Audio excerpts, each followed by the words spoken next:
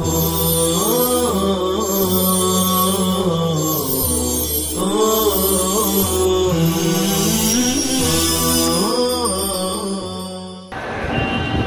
الله الرحمن الرحيم. الحمد لله رب العالمين والعاقبة للمتقين والصلاة والسلام على سيد الأنبياء والمرسلين سيدنا وحبيبنا وحبيب رب العالمين محمد وعلى آله وأصحابه ومن هدى بهديه إلى يوم الدين.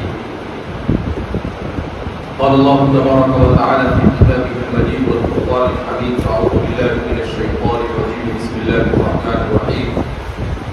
يا أيها الذين آمنوا اتقوا الله وكونوا مع الصادقين. اس وقت ہم اورنگ آباد شہر کے قریب چکر خانہ میں ایک مقصد کے ساتھ جمع ہوئے اور وہ مقصد ہے ایک ادارے کا افتتاح ہندوستان کے مسلمانوں کے لیے آج سے تقریباً 200 سال پہلے جب انگریز کا تسلط شروع ہوا، اورنگزیب رحمۃ اللہ علیہ کی وفات کے بعد بہت سارے مسائل اور چیلنجز تھے، جس میں سب سے بڑا چیلنج وہ یہ تھا کہ ہندوستان کے اس وقت کی نسل اور آئندہ آنے والی نسل کے ایمان اور اسلام کی حفاظت کس طرح سے کی جائے۔ تو اس کی حفاظت کے لیے اللہ رب العزت نے اس زمانے میں جو لوگ کھڑے ہوئے ان کے دل میں یہ بات ڈالی کہ تعلیم اور خاص طور پر دینی تعلیم یہ مسلمان کے لیے سب سے زیادہ ضروری ہے۔ جب تک کہ دینی تعلیم کا مکمل انتظام نہیں ہوگا، وہاں تک کہ اسلامی تشخص اور ایمان اور اسلام کی حفاظت یہ اسباب ظاہریہ کے درجے میں مشکل ہے۔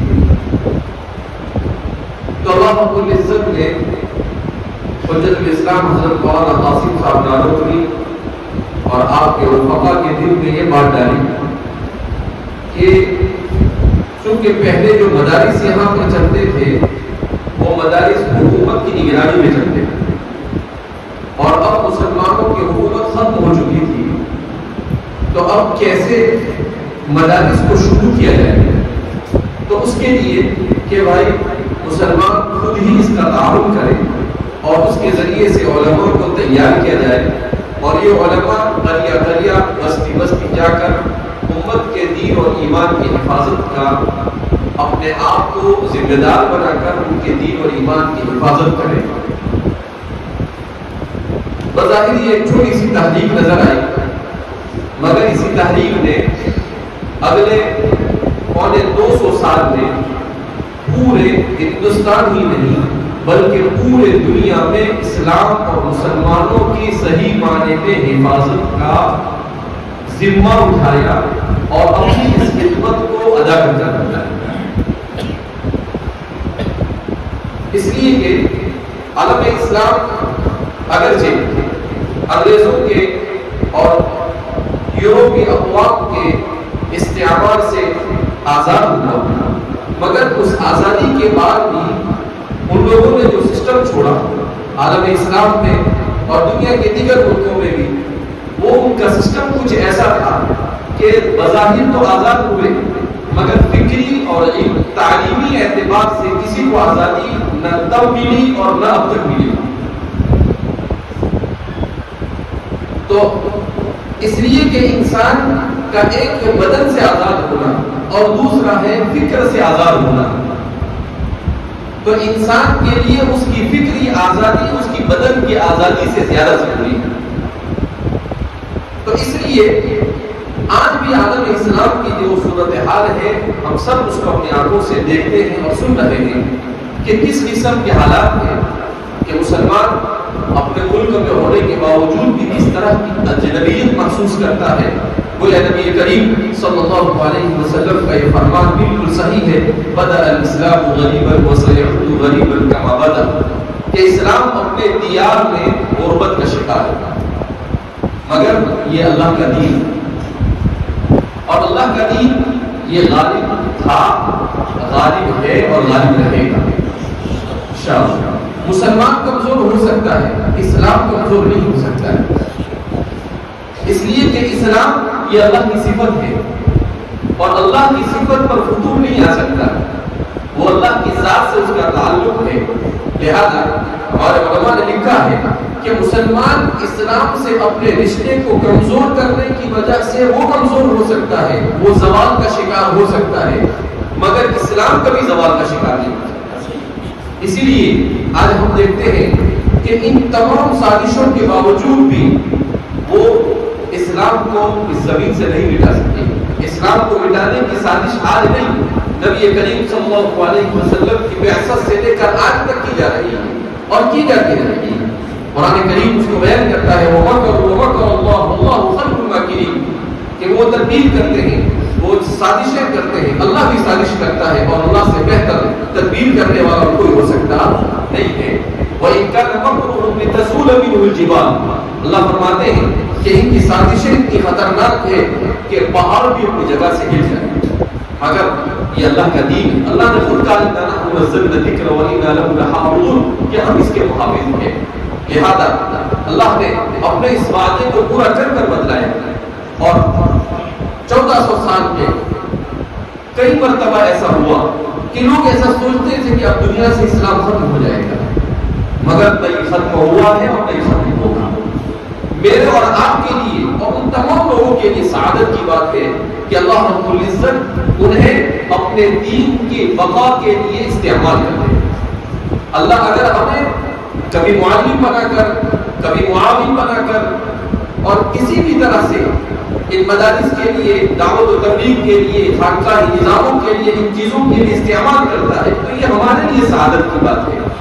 اللہ کو میری اور آپ کی ضرورت نہیں، ان اللہ هو الغنی، وہ تو بے نیاز ہے، وہ تو کام لینے پر آئے تو کسی سے بھی کام لے گا، وہ اپنے دین کو بچانے پر اللہ رب العزت نے اپنے دین کو پہنچانا چاہا تو بلقیس کو پیغام پہنچایا، کس کے ذریعے سے پہنچایا؟ ایک چھوٹے سے پرندے کے ذریعے سے، ہدہد کے ذریعے سے۔ اللہ کا دین کہاں پہنچا؟ بلقیس تک پہنچا، اور بلقیس نے اسلام قبول کیا۔ تو اللہ نے اپنی قدرت کا مظاہرہ کیا کہ ہم تو ہدہد سے بھی کام لے لیں۔ کس سے کام لے لیں؟ ہم ہدہد سے بھی کام لے لیں۔ انسان تو بہت دور کی بات، اللہ اپنے دین کی حفاظت پر آتا ہے تو غیروں سے بھی کام لے لیتا ہے۔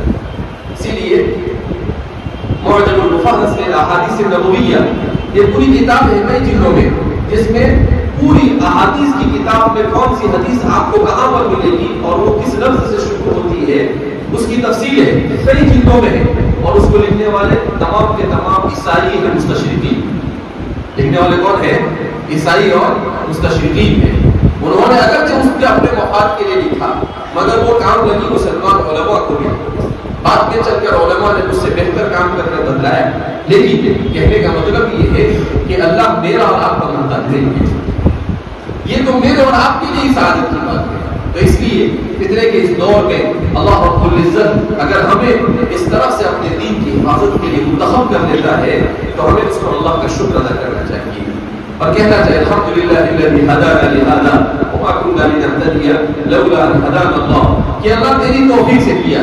بعض مرتبہ ایسا ہوتا ہے کہ آدمی کام کرتا ہے اور کام کرتے کرتے یہ سوچتا ہے کہ میں کر رہا ہوں، جہاں پر یہ دل میں آیا تو سارا کے سارا کام بیکار ہو جاتا ہے۔ نہیں، دل میں یہ آنا چاہیے وما توفیقی الا باللہ، کہ میں نے کچھ کیا، میرا اپنا کمال نہیں، یہ کس سے کیا ہے؟ اللہ کی توفیق سے کیا ہے۔ تو اس لیے ہمیشہ جب اللہ پر نظر ہوگی، اسی لیے شعیب علیہ السلام کا یہ جملہ بڑا پیارا ہے وما توفیقی الا باللہ علیہ توکلت والیہ انیب، میں نے اسی پر بھروسہ کیا اور میں اسی کی طرف متوجہ ہوتا ہوں۔ تو ہمیشہ اپنے رشتے کو اللہ کے ساتھ مضبوط رکھا جائے۔ کام کرنے والے کو خاص طور پر اپنی نیت کو ٹٹولنے کی ضرورت ہے کہ کہیں میری نیت میں فطور تو نہیں آیا، کہیں میری نیت میں کوئی فساد تو نہیں پیدا ہو گیا۔ اس لیے کہ انما الاعمال بالنیات، آدمی کوئی بھی کام کرے، خاص طور پر دین کا کام کرے، تو اس میں تو نیت کا استحضار بہت زیادہ ضروری ہے۔ اس لیے ہم سب کو مل کر اپنی نیتوں کو درست کرنے کی ضرورت ہے۔ جن حالات سے امت گزر رہی ہے، چاہے ہندوستان میں ہو چاہے دنیا کی دیگر خطوں میں ہے، مسلمان کو مایوس ہونے کی ضرورت نہیں. لا تیأس من روح اللہ فإنه لا يأس من روح اللہ الا القوم الكافرون. قرآن کہتا ہے ناامیدی کی ضرورت نہیں ہے. حالات تو آتے ہیں لیکن ان حالات کا فراست سے اور حکمت سے مصلحت سے جرأت کے ساتھ مقابلہ کرنا یہ ہے اصل مسلمانی.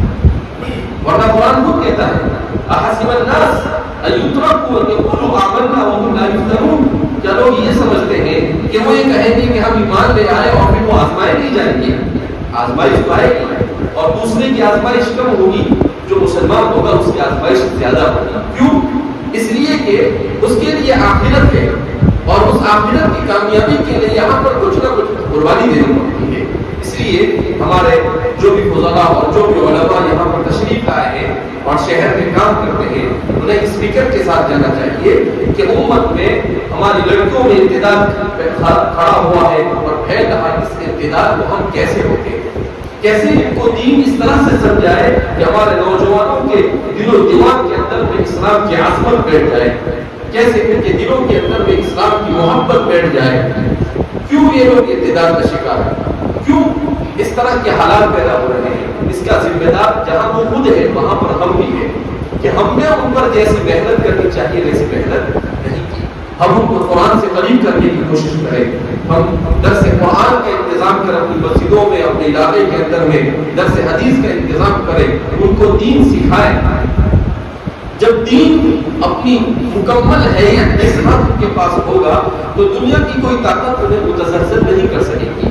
لیکن جب دین کا علم ہی نہیں ہوگا, جب دین کی اہمیت اور عظمت ہی نہیں ہوگی تو ظاہر سی بات ہے کہ چھوٹا سا فتنہ اور چھوٹی سی مصیبت بھی انہیں دین سے کیا کر دے گی؟ برگشتہ کر دے گی. اس لیے اس ملک میں ہمارے آباء و اجداد اور ہمارے سلف صالحین اور ہمارے علماء نے انگریزوں کے زمانے میں جو پوری طاقت اور قوت کے ساتھ یہاں پر آئے اور وہ ایسا اعلان کرتے تھے کہ 50 سال میں اس پورے ملک کو ہم عیسائی بنا دیں گے اور ایک بھی مسلمان یہاں پر باقی نہیں رہے گا. نہیں کر سکے. وہ اپنی اسکیم میں کامیاب نہیں ہوئے. ہمیں بھی اسی عزم کے ساتھ اٹھنا ہے, اسی ارادے کے ساتھ اٹھنا ہے اور اس طرح کے جتنے بھی ہمارے ادارے ہیں ان اداروں کو مضبوط کرنا ہے. ہمارے یہاں پر بچے اگر مدرسوں میں نہیں آ رہے تو اس کی فکر کرنی کیوں نہیں آ رہی. ہم اپنے تعلیمی معیار کو بلند کریں, ہم اپنے تربیتی معیار کو اچھا کریں, ہم اپنے صاف صفائی کے نظام کو اچھا کریں, ہم اپنے مالی نظام کو بہتر کریں. اسی کے ساتھ ساتھ جب ہم دیکھ رہے ہیں کہ حکومت ایسی اسکیمیں لا رہی ہے کہ جس کی وجہ سے بچے بجائے مدرسے میں آنے کے اسکولوں میں زیادہ جا رہے ہیں, تو ہم بھی اپنے نظام میں تھوڑی سی لچک پیدا کریں کہ دین کا مکمل دینی تعلیم کے نظام کے ساتھ ساتھ ان طلبا کو اصلی تعلیم سے بھی وابستہ کریں تاکہ انہیں ایسا ہو کہ بھائی یہاں پر آخرت اور دنیا دونوں کا انتظام کیا جا رہا ہے.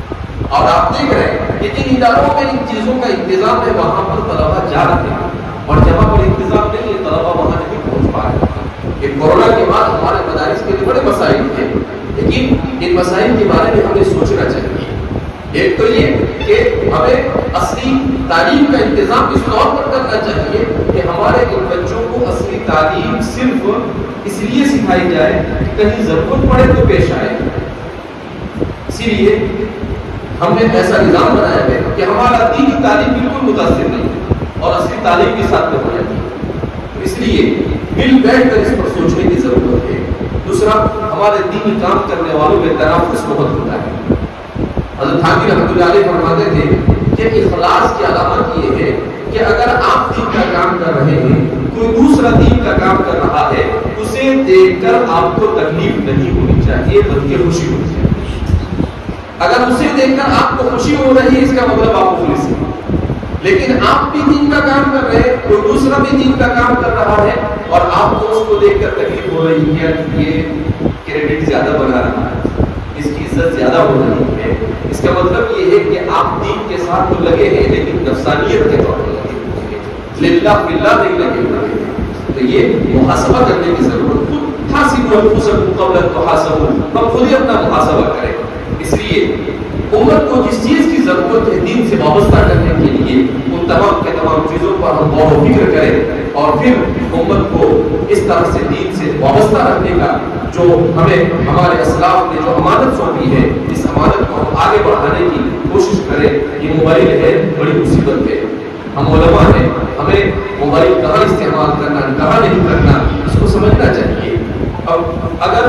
دوسرا ریکارڈ کر رہا ہے اور ایک عالم وہ بھی ایسے ہی ریکارڈنگ کر رہا ہے تو اس میں اور آپ میں کیا فرق ہے؟ الضرورت تتقدم بقدر الضرورت، ضرورت کا اجازت ہوتی ہے ضرورت کے وقت۔ اب مجھے جب کوئی آگے کہتا ہے، کوئی عالم ہو، کوئی ایسا کہتا ہے عزت آپ کے ساتھ گزرا ہے تو مجھے بڑا عجیب سا لگتا ہے۔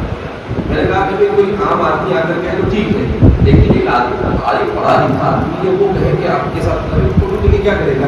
جنت ملنے والی ہے، فوٹو سے جنت ملنے والی نہیں، جنت تو آپ کے اخلاق سے، آپ کی نیت سے، آپ کے عمل اور آپ کے کردار سے ملے گی۔ اس لیے ہمیں ان چیزوں میں احتیاط کرنے کی ضرورت۔ اب مسجد میں آپ بیٹھے ہوئے ہیں، پروگرام سننے کے لیے آئے ہیں، اب یہاں پر ابھی بیٹھ کے اب جس کو جو کام ہے وہ کر رہا ہے، لیکن آپ دوسرے بھی 10 لوگوں کو کہیں کہ وہ بھی بیٹھ جائیں لے کر، تو ظاہر سی بات ہے اس کا کوئی مطلب نہیں ہوتا ہے۔ اس لیے ان سب چیزوں کو، نزاکتوں کو سمجھنا چاہیے۔ اللہ رب العزت ہم سب کو کہنے سننے سے زیادہ عمل کی توفیق مرحمت فرمائے۔ اللہ ہمارے یہاں پر جمع ہونے کو قبول فرمائے، اور اللہ رب العزت اس ادارے کو، اس علاقے کے لیے مدار رشد و ہدایت بنا دے، اور ہر طرح جتنے بھی ادارے ہمارے شہر میں اور شہر کے اطراف میں کام کر رہے ہیں، مہاراشٹر میں اور پورے ملک میں کام کر رہے ہیں، اللہ ہمارے ان تمام اداروں کی حفاظت فرمائے، ان تمام اداروں کو آباد اور شاداب کر کے ان کی ضرورتوں کو اپنے خزانہ غیب سے پورا فرمائے، اور اللہ رب العزت ہماری امت کو ہمارے ان مدارس کی دعوت و تبلیغ کی اور ہمارے خانقاہ نظام جتنے بھی دینی تحریکیں تمام کے تمام تحریکوں کی قدر کرنے کی اور ان سے وابستہ ہونے کی توفیق مرحمت فرمائے، اور ہم سب کام کرنے والوں کو اخلاص اور للہیت کی مدد کی نعمت سے مالا مال فرمائے۔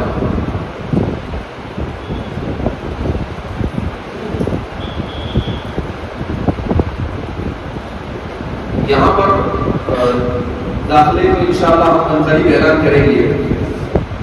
اسکول کے ساتھ یہاں پر داخلے کا نظام ایسا رکھا جائے گا کہ اسکول اور مدرسہ دونوں کا نظام ہوگا، اور قریب انشاءاللہ 5-7 دن میں اس کے بارے میں پوری تفصیلات، کیونکہ اسکول کا جب نظام ہوگا تو اس کے لیے ہم اسکول کے لیے تیاری کر رہے ہیں، تو وہ کس طرح سے اسکول کا نظام ہوگا وہ اور مدرسے کی ساری تفصیلات انشاءاللہ قریب آپ حضرات کے سامنے پیش کر دی جائے گی۔ کوشش ہماری یہ رہے گی کہ ایک ہفتے کے اندر ہم یہ ساری کی ساری چیزیں جاری کریں گے، اور چونکہ اب تو بہت آسان ہو گیا ہے، واٹس ایپ پہ ایک کو میسج ڈالو تو وہ ساری دنیا میں بھیج دیتا ہے، ہر ایک تنافس میں لگے ہوئے ہیں کہ میں پہلے بھیجوں، اچھا ہو یا برا ہو اس سے مطلب نہیں ہوتی ہے، تو بہرحال اپنا تو اچھا ہی میسج ہوگا تو اور زیادہ پھیلے گا، تو اس لیے انشاءاللہ چونکہ بالکل اچانک جس تک کا یہ پروگرام بن گیا ہے کہ بھائی ادھر آنے کا پروگرام تھا تو اچانک پروگرام بن گیا، اس لیے ابھی حتمی کوئی تاریخ کا اعلان کرنا مناسب نہیں لگ رہا ہے، پوری ترتیب بنانے کے بعد انشاءاللہ ہم اس کا انتظام کریں گے،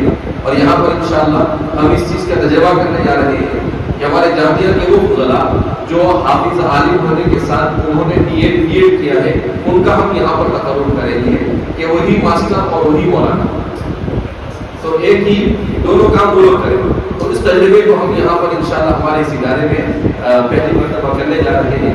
انشاءاللہ اگر اللہ کی ذات سے امید ہے کہ وہ کامیاب رہا تو آئندہ امت کو ایک نیا طریقہ مل سکتا ہے کہ بھائی دو الگ الگ اسٹاف رکھنے کی ضرورت نہیں ہے، ایک اسٹاف دونوں کام کرے، اور عالم ظاہر سی بات ہے جب وہ اسکول پڑھائے گا تو اس کی نوعیت کچھ اور نہیں ہوگی، اس کے لیے ان کو کس طرح سے تیار کرنا، ان کا ورک شاپ اور ان کا تدریبی نظام کیا ہوگا، وہ سارا کرنے کے بعد ہم انشاءاللہ یہاں پر اعلان کریں گے۔ آپ حضرات بھی دعا فرمائیں کہ جن لوگوں نے جن کے تعاون سے یہ بنا ہے اللہ انہیں جزائے خیر عطا فرمائے، اور آئندہ یہ ادارہ بہترین انداز میں چلے۔ آپ بھی دعا کریں، ہم بھی دعا کرتے ہیں، اور اللہ رب العزت سے ہمیشہ قدم قدم پر یہی دعا مانگتے رہے کہ فتنے کے دور میں اللہ میرے اور آپ کو اور ہم سب کے ایمان کی حفاظت فرمائے۔